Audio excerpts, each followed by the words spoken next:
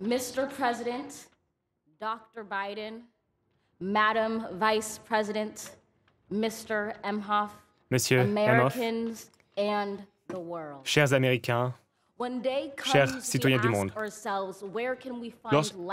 lorsqu'on se demande où va-t-on trouver la lumière au bout de cet éternel tunnel, lorsque nous allons devoir affronter la bête, nous avons appris que le silence, ce n'est pas toujours synonyme de paix.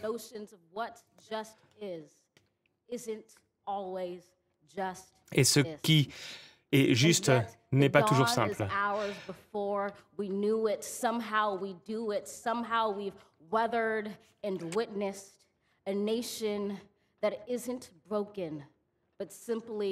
Unfinished. We, the successors of a country and a time where a skinny black girl descended from slaves and raised by a single mother can dream of becoming president, only to find herself reciting for one. And yes, we are far from polished, far from pristine, but that doesn't mean we are striving to form a union that is perfect. We are striving to forge our union with purpose, to compose a country committed to all cultures, Un pays engagé pour toutes les couleurs, tous les caractères, toutes les conditions.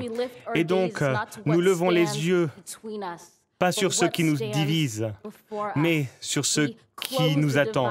Nous nous rapprochons car nous savons que nous devons placer notre avenir en priorité et pour ce faire, nous devons oublier nos différences. Nous devons déposer les armes pour ouvrir nos bras, pour nous étreindre, pour trouver l'harmonie. Et pour trouver cette harmonie, il est nécessaire de nous unir. C'est la vérité.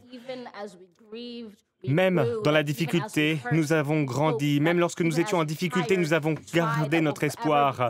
Nous avons toujours essayé d'être ensemble, victorieux. Non pas parce que nous n'allons plus jamais connaître la défaite, mais parce que nous n'allons plus jamais chercher à nous diviser.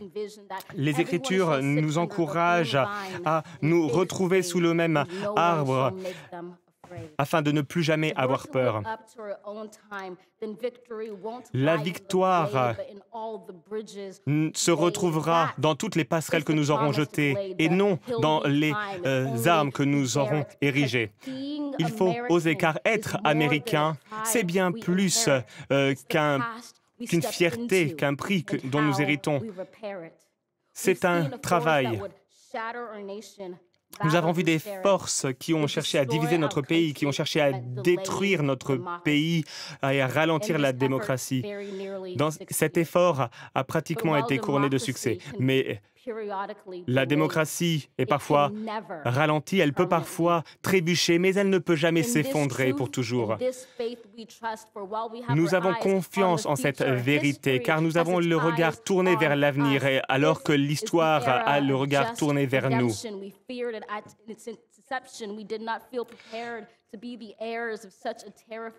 Nous avons décidé de trouver le pouvoir d'ouvrir un nouveau chapitre pour offrir espoir et joie. Et donc, lorsque nous sommes demandés comment surmonter ces catastrophes, bien aujourd'hui, nous sommes certains de pouvoir dire comment la catastrophe peut nous abattre. Nous avons décidé de nous pencher sur nos perspectives plutôt que de repenser au passé. Nous avons décidé de faire preuve de courage et de rester libres. Nous n'allons pas être interrompus, nous n'allons pas être intimidés, car nous savons que notre travail offrira la nation guérie aux prochaines générations. Si nous fusionnons la merci, la compassion et la force, l'amour devient notre patrimoine, la trace que nous laissons, l'amour qui changera la vie de nos descendants.